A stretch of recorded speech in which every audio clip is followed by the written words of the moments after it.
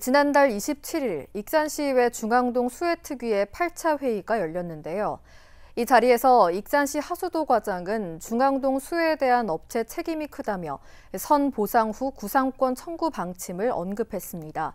하지만 구상권 청구에 필요한 물증은 없다고 밝혀 비판이 거세지고 있습니다. 첫 소식 하준 기자입니다.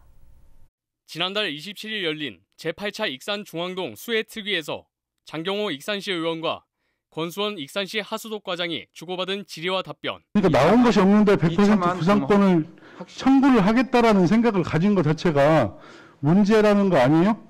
그러니까 추정을 지금 그렇게 물증은 없대. 물증은 없지만 네, 100% 업체의 잘못으로 알고 있고 그거를 구상권을 청구해서 받겠다 이런 입장인가요? 예. 그렇다면 익산시가 공사업체에 청구할 액수는 어느 정도일까? 손해사정인 산정 결과에 따르면 상가 223건, 주택 54건, 차량 26건의 침수 피해가 확인됐습니다.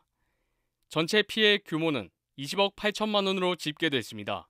익산시는 예비비 또는 추경 예산을 통해 피해 주민들에게 보상액을 지급한 후 업체의 구상권을 청구한다는 계획입니다. 하지만 문제는 업체 책임을 물을 수 있는 물증이 없다는 것입니다. 물증이 없으면 업체에서 받아들일 가능성이 적고 소송 전에서도 패배가 뻔하다는 것입니다.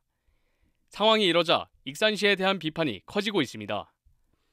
피해 주민들은 익산시가 1차 침수가 오수바지 막힘이 원인이었다는 입장에서 뚜렷한 근거 없이 공사업체의 책임이 있다는 식으로 말을 바꿨다고 지적하고 있습니다. 그 2차 피해를 나게 한 거는 어떻게 보면은 시에서도 큰 책임이 있지 않겠습니까? 관리감독 소홀로 인한 그 피해라고 저는 보는데. 한편 취재 과정에서 하수도 과장은 질의 답변 때의 발언이 수해 원인과 책임에 대한 답변이 아니었으며 보상 금액의 100%를 업체에 청구할 계획이라고 말한 것뿐이라고 밝혔습니다. 하지만 구상권 청구 계획에는 변함이 없어 수해 책임 소재를 묻는 상황을 모면하려 한 것 아니냐는 비판을 피하기 어려워 보입니다.